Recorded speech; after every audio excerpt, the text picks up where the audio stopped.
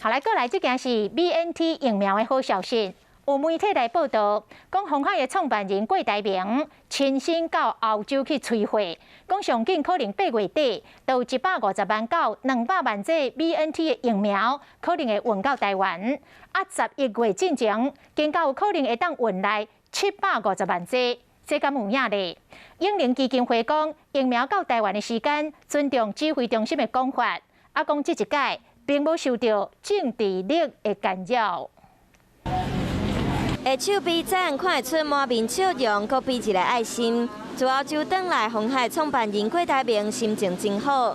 即马传出上紧8月底就会有150万剂到200万剂 BNT 会到台湾。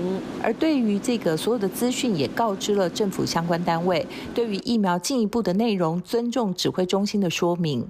郭台铭先生也表示，如何让疫苗更快、更多、安全的运抵台湾，是全民所愿。英灵基金会真低调，不过消息讲，毋若8月底有100万剂疫苗可能到货，在月底阁有可能得到750万剂疫苗，进度看起来真乐观。连总统蔡英文做高端疫苗的时，嘛讲到这个好消息，指挥中心嘛真正向咧看台。蔡总统在打疫苗有透露说，8月底还会有疫苗到。上个礼拜大家在问我，我也跟大家也报告哈，这段时间哈都陆陆续续哈会有相关的疫苗进来。郭董处长催来疫苗，因为优先供货予台湾，标签可能是复必泰英文，唔是客制化标签，引起外界对这批疫苗甚至出货产生敢会有政治力介入的问题。在多方对于大众有益的考量下，这次并没有受到太多政治力的干扰。